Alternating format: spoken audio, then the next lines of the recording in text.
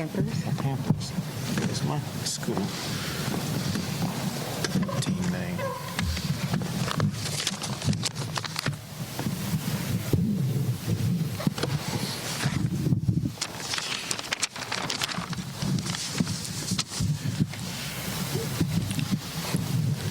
Well, good afternoon, and I want to thank everybody for taking the time to be here today. Today is a very important day for the very rich history of the city of El Paso. It's also a very important day for the future of the Supreme Court of Texas. I'm here today to announce the appointment of a native of El Paso to become a justice on the Supreme Court of Texas. And that is Rebeca Huddle, who's with me, who is joined by her husband, Greg Huddle, as well as her 2 daughters. It's not a happenstance that we gathered today for this announcement at this location, because this is where Rebeca Huddle went to high school. She grew up just down the street of where we are gathered at this moment. Rebeca is a first-generation American. Her mother immigrated from Juarez to Texas and later became a naturalized citizen. Rebeca's father passed away when she was just 5 years old. Although her mother never graduated from high school, she worked tirelessly as a seamstress in a factory in El Paso to provide for Rebeca as well as Rebeca's 4 siblings. Rebeca learned her powerful work ethic right here in El Paso, Texas.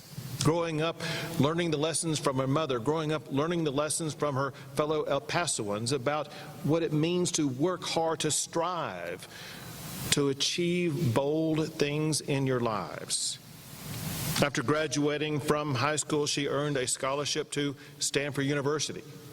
And then she went on to attend the University of Texas School of Law, where she graduated with honors.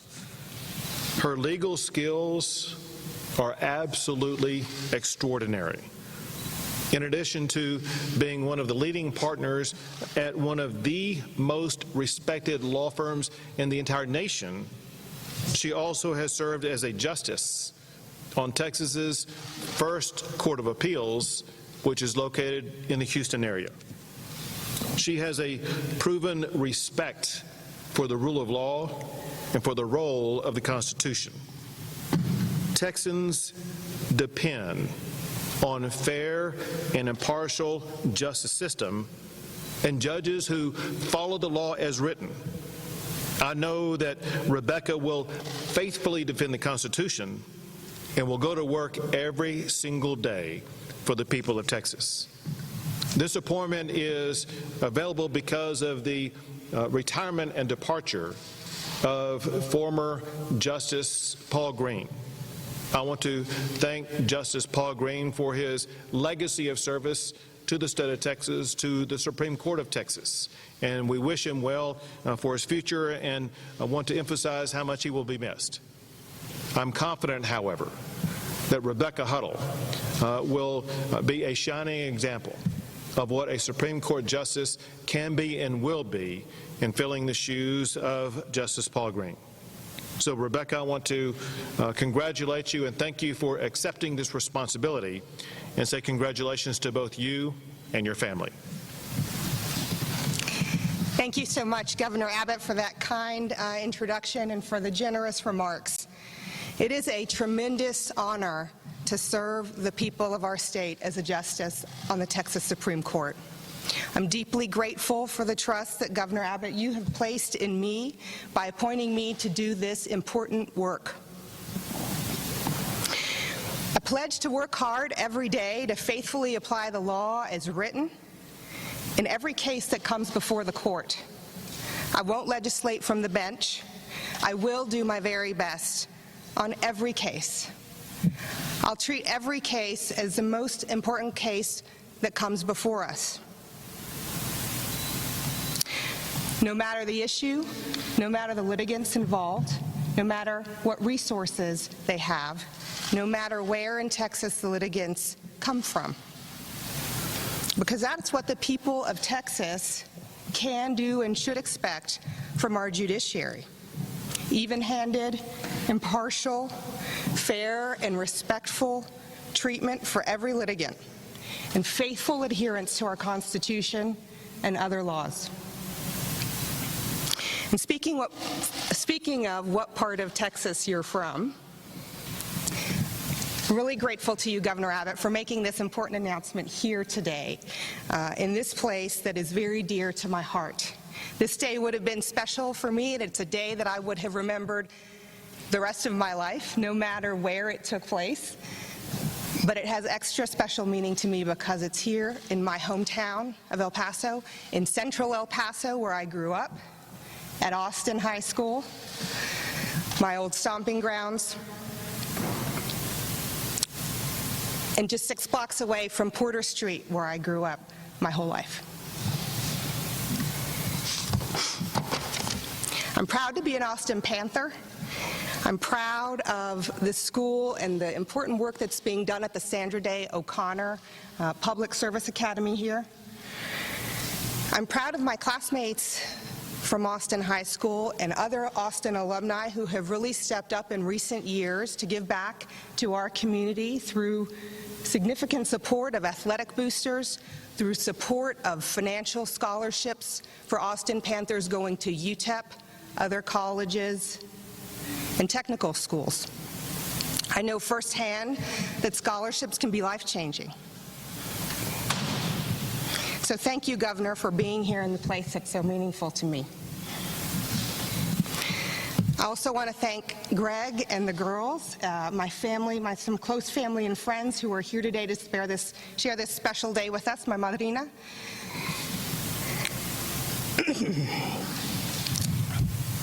And what a way to close the month of Hispanic Heritage Month this year.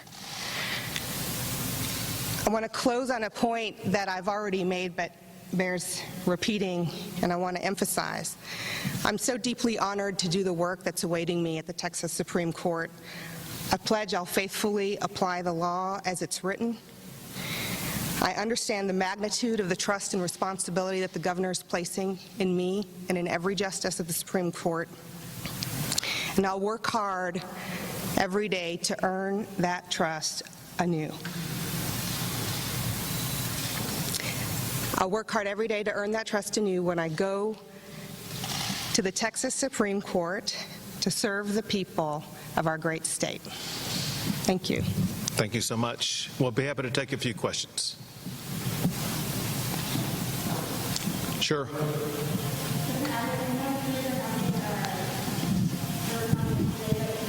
If you don't mind, I'm having a hard time hearing because of the additional noise.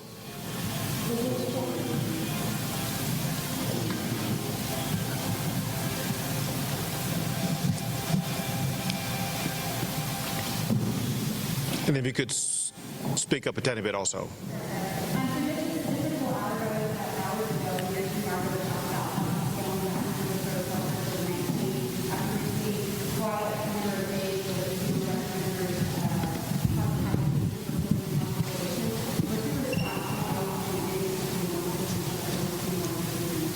Sure. So listen, I'm going to answer your question, and I'll come back to it momentarily. I do want to provide an opportunity for people to ask any questions they may have with regard to the Supreme Court appointment, and then I'll come back to you first.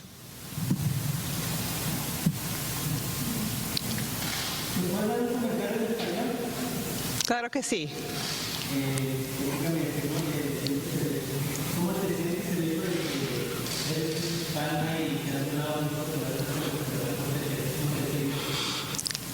Tan feliz, es difícil platicarle que tanto orgullo siento por este trabajo, por el honor que el gobernador Abbott me ha puesto.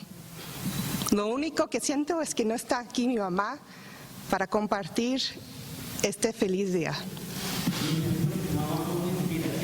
Claro.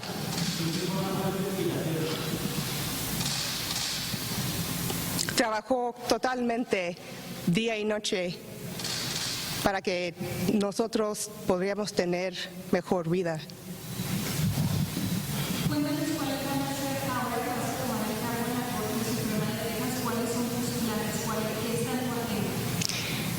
No tengo agenda.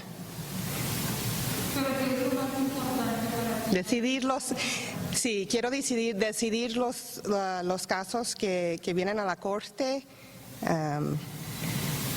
Ese es el trabajo, sin agenda. Any other questions on the appointment?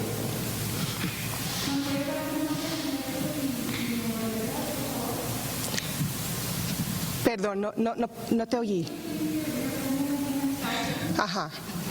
Rebeca, Rebeca, Aispuru, Aizpuru, Huddle, Huddle. Aizpuru, Aispuru.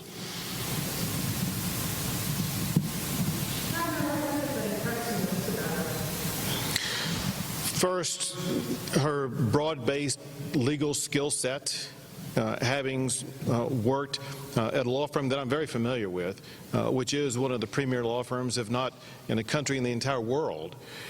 Second, her service on the bench already, knowing what it means to be an appellate justice who can consider a case before her and write well-constructed opinions to provide legal guidance for all the litigants and parties in the future. But it's also the life that she has lived, a life where she learned at an early age what it means to work hard, what it means to strive to achieve greater things. And she put in that effort time and again, whether it be at Austin High, whether it be at Stanford, whether it be at the University of Texas, or whether it be in her private practice or in the public sector. And so she has a life that's demonstrated the attributes that we're looking for, not just for a Supreme Court justice, but for one of the premier leaders in the state of Texas. I'm glad that when all the controversy is going out, that faith is not an issue or there's I appreciate that. Okay, two more questions from the media. We'll come back. Anything else about the Supreme Court appointment?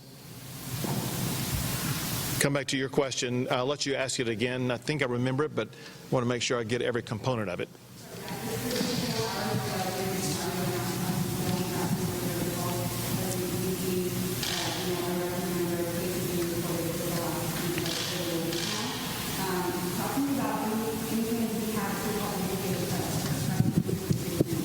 Sure. First, it's important for everybody to understand that as Texas goes about the process of opening up even more, ensuring that people are going to be able to have the ability to get back to work as well as to return to school, we also need to remain flexible to respond to any rise in the spread of COVID-19. One part of that is having local officials take action that is needed to make sure they do mitigate the spread of COVID-19. But the state of Texas is also working to assist the El Paso region in addressing their challenges. We're doing that in two ways.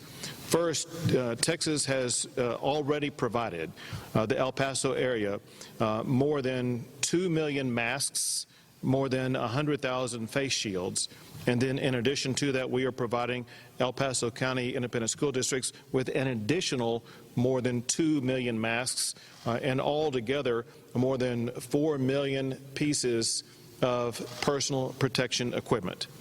Second, we are providing a dramatic increase in testing capability. Part of the testing capability will be community-based. A large part of the testing capability will be school-based. The state of Texas now has the ability to conduct 100,000 15-minute rapid tests per day to identify whether or not COVID exists. As you may have already reported, the rollout of the pilot project of this includes 8 ISDs across the state of Texas, 2 of which are here in the El Paso area. and we've already begun testing educators in these school districts in the El Paso area to identify whether or not they do or do not have COVID-19. The amount of that testing will continue to increase. We want all educators to know whether they do or do not have COVID and what their exposure to COVID is. Then, in addition to making sure that staff and teachers will be tested, we want to make that testing available to all students, with me emphasizing this one point. No student will be tested without the prior written approval of their parent or guardian. That's a decision that is to be made by their parent or guardian, and we want to make sure that they are partners in this process of ensuring that their child or the person that they are the guardian of will be able to be tested with their approval. On top of that, we also, at a state level, we are surging medical supplies as well as medical personnel to assist local medical facilities in the nursing care and medical care that is needed to treat all patients at whatever level. We have experience in responding to situations like what El Paso is going through right now, and what we did in the Rio Grande Valley, where the situation in the Rio Grande Valley was far more stressed than the way it is in El Paso right now. We have the same experience in other regions of the state of Texas. Each of them have led to a reduction in the spread of COVID. The Rio Grande Valley got contained and is now one of the best contained regions in the state of Texas because of the way that we surged resources to that region. We will continue to surge resources to the El Paso region till the time that El Paso has COVID contained. Two more questions. We saw that you included two El Paso area school districts in the rapid testing. How was it that these two districts were picked? The Texas Education Agency looked around the state of Texas for school districts that would assist them in this pilot project, knowing that this is a process of perfecting the system that we will be rolling out across the entire state of Texas. As of yesterday, the Texas Education Agency informed superintendents that they needed to opt their school district into this program by October the 28th. This program that is being tested here in El Paso will be available to school districts across the entire state of Texas if a school district opts into that program. But we have an abundant number of these rapid tests that will give a response in 15 minutes available to the faculty, to the staff, to the personnel in schools across the entire state of Texas that we will be rolling out very prolifically here in the next few weeks.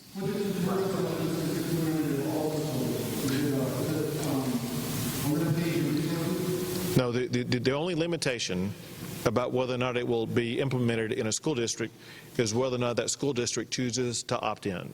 We have the resources to make sure that it will be able to be an effective system in all school districts, but some school districts have already said they do not want to participate. The last question.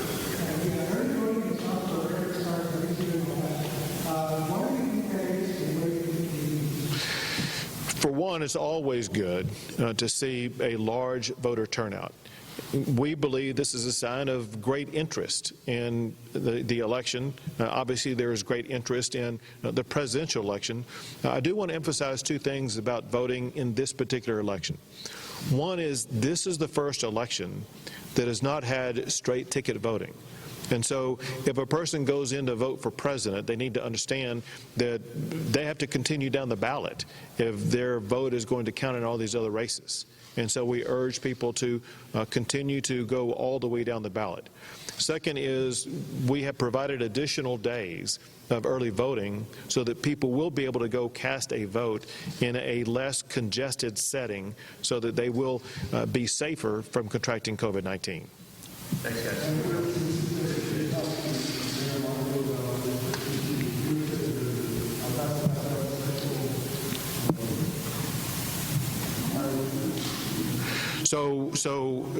So I don't know all the details of what the mayor did. What I do know is this, and that is generally what Mayor Margo is doing, is similar to what local officials did in Hidalgo County, in Cameron County, in Webb County, as well as some other regions across the state of Texas. Local officials do have levels of flexibility to make sure they are able to contain the spread of COVID-19, and it appears that is exactly what Mayor Margo is doing.